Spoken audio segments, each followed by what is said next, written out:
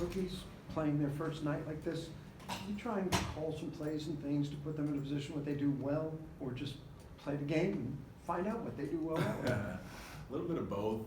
A little bit of both. Put them in a position where they can be successful for sure, but also not put too much pressure on them to do too much. It's their first opportunity in front of fans. It's their first opportunity with the Rockets uniform on. So I don't want to put too much on them. I just want them to go out there, play with purpose that we've been teaching them over the last however many days, but then also have a little bit of fun too. So if you post up Jabari, now you're asking a lot and putting pressure, but he might do that well. He might. We'll see. Coach, last year this time you talked about keeping things simple. Now having to add a 4-out, 1-in offense, is it still the same game plan, keeping things simple and then adding as you go along? Yeah, we're not quite as simple as we were for sure. We're definitely down the road a little bit and a little bit more detailed. But with that comes some bumps in the road as far as where am I supposed to be if we're 4-out, 1-in and then somebody rolls, where do I go?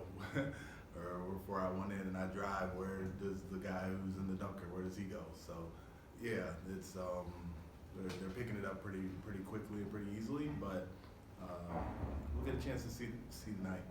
You talked about spacing a lot throughout camp and talking about the 4-out, 1-in offense. Noticed yesterday on the practice court you had certain areas kind of taped off, sectioned about. What is that as far as like just a learning tool and trying to tell guys, hey, be here, move here, that kind of thing? Yeah, it's Mahmoud helped me with that, and it really is just where you should be on the floor when the ball's on one side.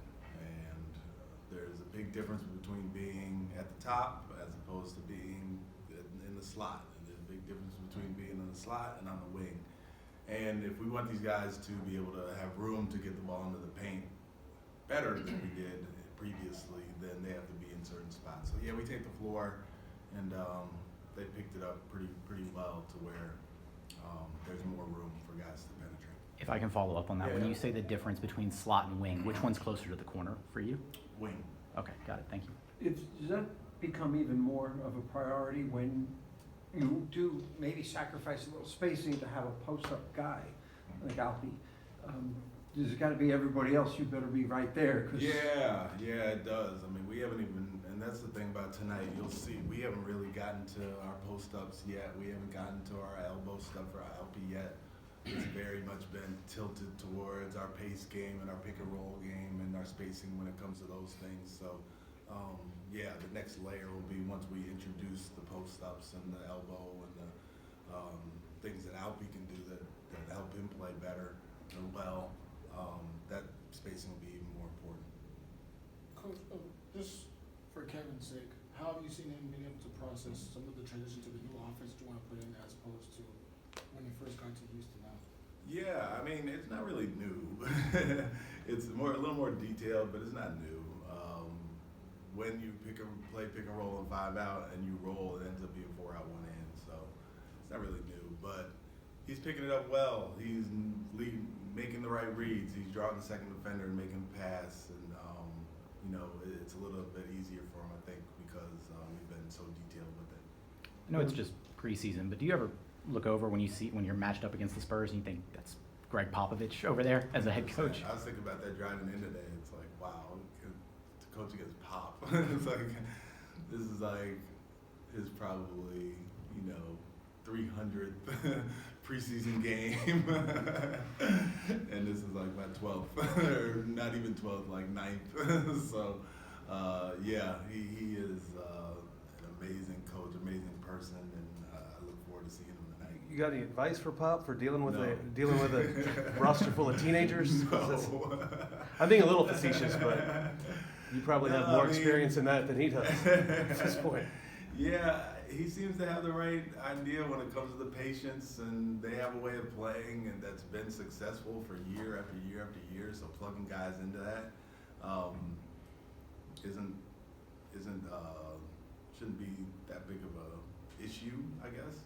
But yeah, he has the right temperament for any team, whether it's a veteran team or a younger team who's going to make a few more mistakes than the veteran team. But his patience, his leadership, his ability to hold people accountable, but also make them feel loved at the same time. I mean, you saw way back when he had Tony Parker, you know, that was a young guy leading them when they were at their best.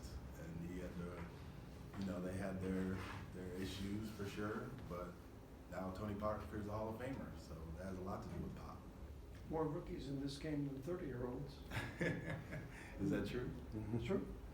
I mean, there's, what is it, 6 first-round picks in this game, About that. of this year. And it's, Coach, I wanted to ask you about Jabari. During the summer league, you were saying how the summer league is more of a pickup type game. Yeah. Of course, Jabari's defense is probably way ahead of his offense at this point. So, what do you want to see from Jabari offensively, like in his first preseason game? Yeah, being in the right spacing spots, taking advantage of his catch and shoot when he has the opportunity, crashing the offensive glass when the shot goes up, and finding his way within our offense. We only have like 4 sets in right now, so right now it's going to be a little bit bland for him, but if he can space, he can either catch and shoot or drag his defender with him, so there's more space for the other guys. So for him, initially, it'll just be the spacing part. Then we'll put more stuff in that will kind of cater to him. And when we have, you know, Kevin Porter Jr. and you have Jalen Green and you have Eric Gordon and you have Alperen and you have Jabari, spreading all that out becomes a little bit tough. But if they can get to the point where they're playing without play calls and just moving the ball to the open guy, then he'll have a bunch of opportunities. Thank you, Coach. Thank you.